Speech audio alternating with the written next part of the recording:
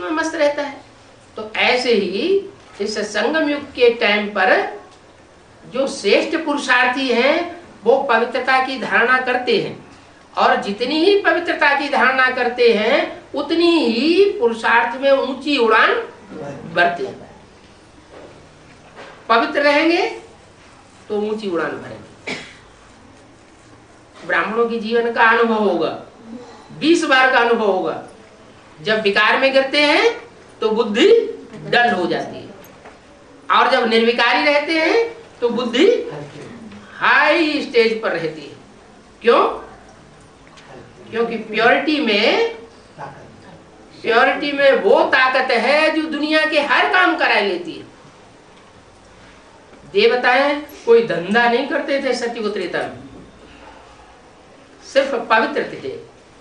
तो पवित्रता की पावर से नेचर जो है उनका भाव स्वभाव पवित्र होने के कारण कुदरत उनको हर चीज मुहैया कराती थी।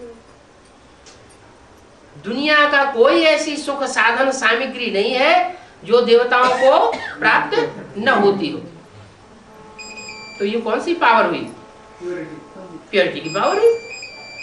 ये प्योरिटी की पावर जो है वो कहां से आती है?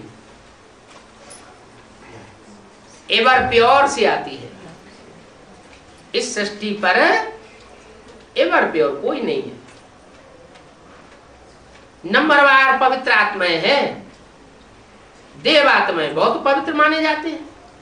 देवात्माओं में भी नंबरवार है। कोई 16 कला संपूर्ण, कोई 15, कोई 14 कला संपूर्ण, कोई 8.25 कला संपूर्ण। जब 8 कलाएं रह जाती हैं तो मनुष्य कहे जाते हैं द्वापर युग से। तो देवताई जो स्वभाव बनता है वो उनकी प्योरिटी की पावर के आधार पर बनता है। ये प्योरिटी की पावर कैसे इकट्ठी होती है? याद से इकट्ठी होती है। याद से भी इकट्ठी होती है, और कोई कोई का स्वभाव संस्कार भी ऐसा होता है अनेक जन्मों का कि वो अनेकों के संपर्क संसर्ग में नहीं आते। तो अनेकों के संपर्क में ही नहीं आएंगे, अपने को बचाते रहेंगे, तो पवित्र ही बने रहेंगे या अपवित्र बनेंगे? तो पवित्र बने रहते हैं। कोई कोई ऐसे होते हैं बड़े रिजर्व रहते हैं, हाँ, दूसरों से बात भी नहीं करते, संग में ही नहीं आते। तो वो तो जैसे रिजर्व बैंक ऑफ इंडिया हो गई। अपने भाव स्वभाव संस्कार के आधार पर उनमें प्योरिटी की पावर इकट्ठी हुई बनी रहती है। फिर कोई ऐसे होते हैं कि प्योरिटी की पावर इकट्ठी भी बहुत करते हैं, फिर संग के रंग में भी जास्ती आते हैं। ये कौन सी आत्माएं होती है? हाँ, जो भारत के राजाएं हैं वो याद भी बहुत करते हैं, याद करने में भी बहुत तीखे, और फिर शक्ति को खर्चा करने में भी बहुत तीखे। विदेशियों में धर्म में ये धारणा बनाई गई कि 3-4 शादियां भी कर सकते हैं। क्रिश्चियंस में ये धारणा बनाई गई ज्यादा से ज्यादा डाइवोर्स दो, ज्यादा से ज्यादा बच्चे पैदा करो ताकि जनरेशन बढ़ जाए।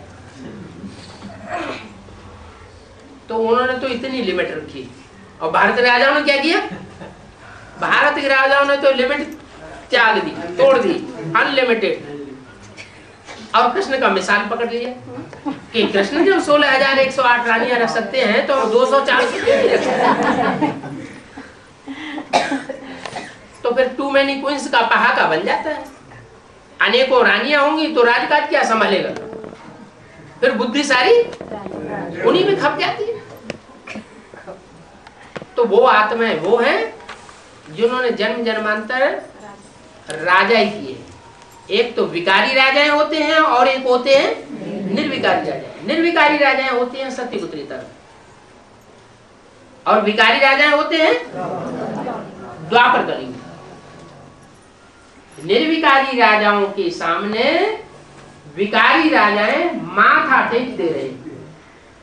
मंदिर में जाते हैं, राजा विक्रमादित्य ने मंदिर बनाया, मंदिर में जाकर के माथा टेकता था कि नहीं? किसके सामने? लक्ष्मी नारायण के सामने जाकर माथा टेकता था।